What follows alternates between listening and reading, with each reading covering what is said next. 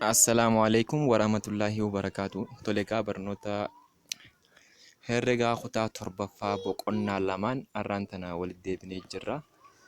Egaa sababa hojii garaagaraatiin biizii ta'uudhaa wajjin hojiidhaan waan hin qabameef akka isin jettanitti gaaffiiwwan namoota baay'een itti nuufuu fi danda'ayuun jettan akka isin jettanitti isiniif dhiyeessuu hin dandeenye saniif dhiifama isin gaafachaa.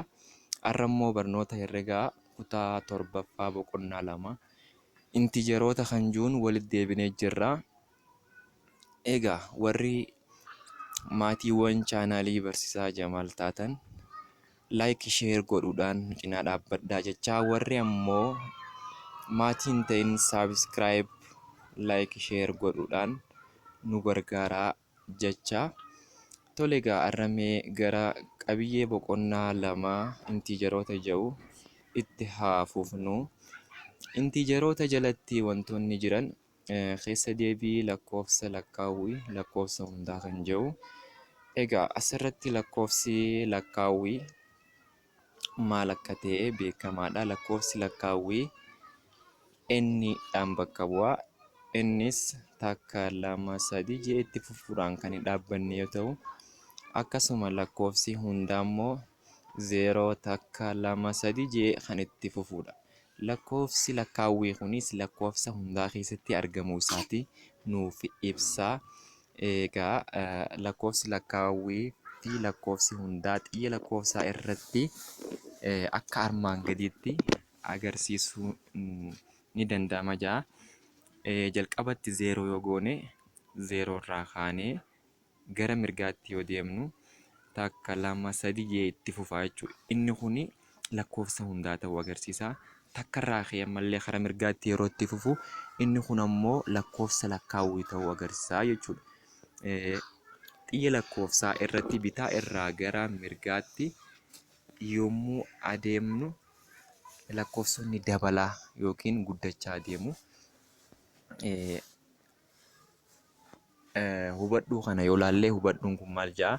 Ida'amni lakkoofsa lakkaawwii lamaa yeroo maraa'u lakkoofsuma lakkaawwii ta'a.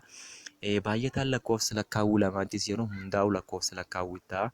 Caalmaa fi gaheen lakkoofsa lakkaawwii lamaatis lakkoofsa lakkaawwii ta'uus ni danda'a, dhiisuus ni danda'a jechuudha. Kana yeroo jennu lakkoofsa lakkaawwii lamaan tokko yoo walirraa hirrifne intijerii ta'uu danda'a. Fakkeenyaaf takka hir'isuu lamaa yoo jenne negatiiva takka nuu kenna. Takka irraa yoo lama hirrifne negatiiva takka nuu kenna. Kana jechuun negatiivni takka intijeriidha malee lakkoofsa lakkaawwii miti. Akkasumas takka yoo lamaaf hirree duwwaa tuqaa 5 arganna. Duwwaa tuqaa 5 kun asirratti intijerii ta'uu dhiisee raashinaal nambarii ta'a. Akkasumas ida'amni lakkoofsa hundaa lamaa yeroo hunda lakkoofsa hundaa ta'a. Baay'ataan lakkoofsa hundaa lamaatis lakkoofsuma hundaa ta'a. Akkasuma caalmaa fi hiramaan lakkoofsa hundaa lamaa lakkoofsa hundaa ta'uus ni danda'a, ta'uu dhiisuus ni danda'a. Kana jechuun akkuma lakkoofsa lakkaawwii irratti jenne lakkoofsa hundaa tokko yoo fudhanne 0 irraa yooniif 2 hirrifne negatiiva 2 ta'a. Negatiiva 2 jechuun lakkoofsa hundaa osoo hin taane intijerii ta'a. Akkasumallee 0 lakkoofsaaf yoo hirrees yookiin ammoo 0 lakkoofsaa yoo hirree hiikan qabu. 0 lakkoofsaaf yoo hirree ta'uu ni danda'a. 0 ta'uu danda'a. Garuu lakkoofsi kamiyyuu 0 yoo hirame hiikaa hin qabu. Takka yoo lamaaf hirree lakkoofsuma hundaa keessaa fudhannee duwwaa tuqaa 5 arganna. Duwwaa tuqaa 5 kunillee lakkoofsa hundaa osoo hin taane lakkoofsa raashinaalii ta'a jechuudha. Kanaaf lakkoofsa hundaa yoo waliin baay'ifne yoo walitti ida'ane lakkoofsuma hundaa arganna. Lakkoofsa lakkaawwiitii fi lakkoofsa hundaatis yoo waliif hirree yoo walirraa hirrifne lakkoofsa hundaa san argachuu dandeenya. Lakkoofsa hundaa argachuus dhiisuu dandeenya jechuudha.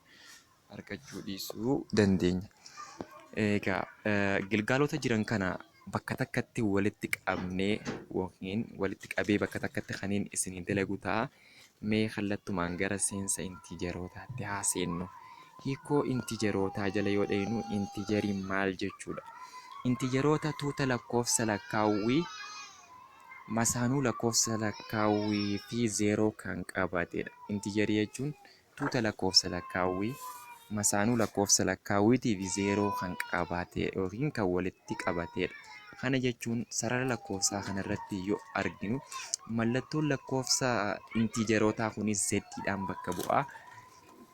Egaa amma sarara lakkoofsaa kanarratti akkuma agarru zeeroo irraa kaanee gara harka mirgaatti yoo deemnu poozitiividha. Akkasumallee zeeroo irraa kaanee karaa harka mirgaatti yoo deemu negatiivii agarraa jechuudha. Kana jechuun zeeroo irraa karaa harka bitaa kan jiru hundummaan isaanuutu masaanuu warra zeeroo irraa karaa harka mirgaa jiruuti.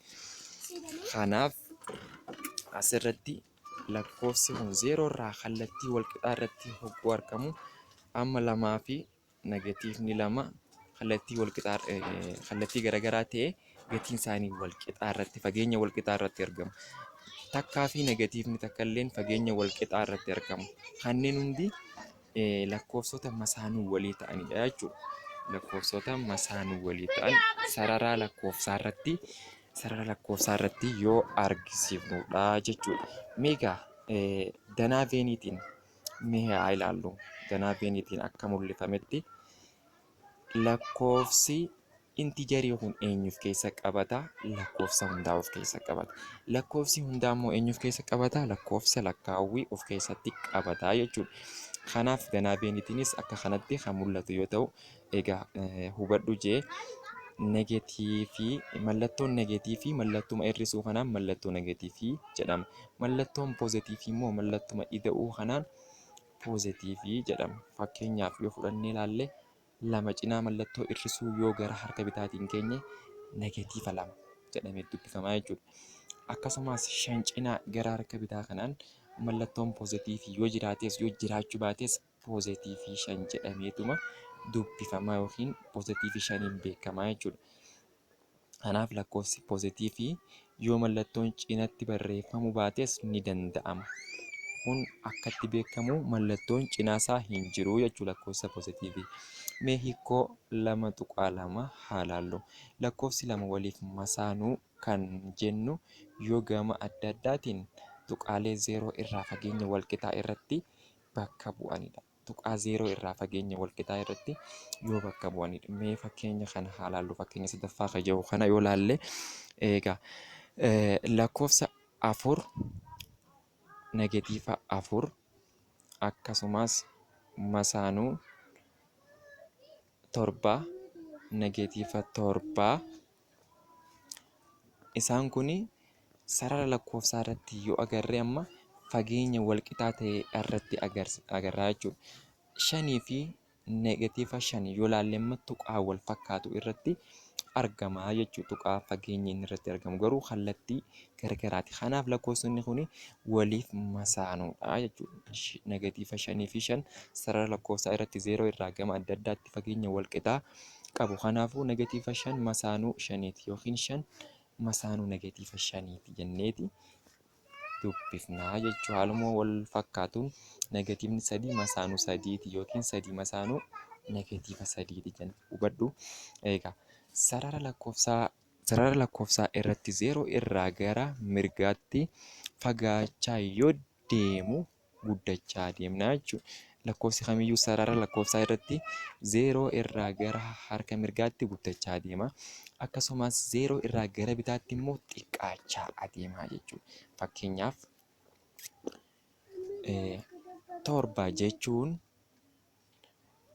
poozitiiva 7 jechuudha.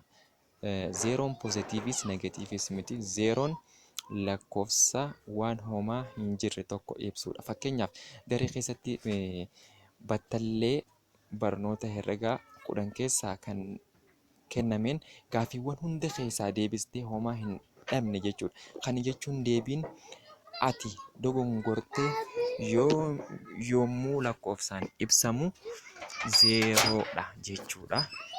Gilgaala akkuma reefuu jedhee ture gilgaala bakka takkatti walitti qabeessiniif dalagaa. Mee amma gara waliin madaaluu fi tartiibeessuu intijeroota haa laallu. Waliin madaaluu fi tartiibeessuu intijerootaa jalatti sararaa lakkoofsaa jedha. Intijeroota akka salphaatti waliin madaaluuf sararaa lakkoofsaatti fayyadamna. Intijeroota sararaa lakkoofsaa irratti ibsuuf jalqaba walakkeessa yookiin handhuura sararichaa tuqaa 0 bakka bu'u keenyaa jechuudha. Itti aansuun intijeroota poozitiivii ta'an karaa mirgaa 0 akkasumas intijeroota negatiivii ta'an karaa bitaa 0 tarreessinaa jedha. Akka kanatti kan egaa sararaa lakkoofsaatti fayyadamnee intijeroota yoo barreessinu, inni itti aanu immoo sararaa lakkoofsaa irratti intijeroota waliin madaaluudha. Sararaa lakkoofsaa irratti intijeroota waliin madaaluu. Sararaa lakkoofsaa irratti intijeroota waliin madaalchisuuf intijeroota kennaman sararaa lakkoofsaa irra kaa'uudhaan ta'a. Hubadhu. Intijeroonni lama sararaa lakkoofsaa irratti tokko karaa mirgaa 0 tokko immoo karaa bitaa 0 yoo jiraatan yeroo hunda inni karaa mirgaa 0 jiru guddaa isa karaa bitaa 0 jiruuti. Akkasumas intijeroonni lama sarara lakkoofsaa irratti 0 irraa kallattii wal fakkaatu irratti yoo argaman inni karaa mirgaa jiru irra guddaa isa gara bitaa jiruuti. Kallattuma tokko irratti yoo argaman inni karaa bitaa jiru isa karaa mirgaa jiru irra xiqqaadha yookiin inni karaa mirgaa jiru isa karaa bitaa jiru irra guddaadha.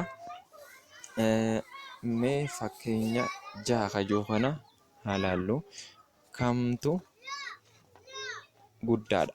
Negatiiva 3 fi 2 jeeti. Isa kana gaa akkuma sarara lakkoofsaa kanarratti mul'atu yoo laallu 2 jechuun poozitiiva, negatiiva 3 jechuun negatiiva. Kanaafuu waan wal qixaatii miti. Inni karaa negatiivaa yookiin 0 irraa karaa harka bitaa jiru xiqqaadha. Inni immoo karaa harka mirgaa jiru guddaadha jechuudha. Egaa tole gaamee barumsi keenya kan har'aaf nu haa ga'u. Yerootti aanutti ammas walitti deebina. Asuma irratti gabaabsina.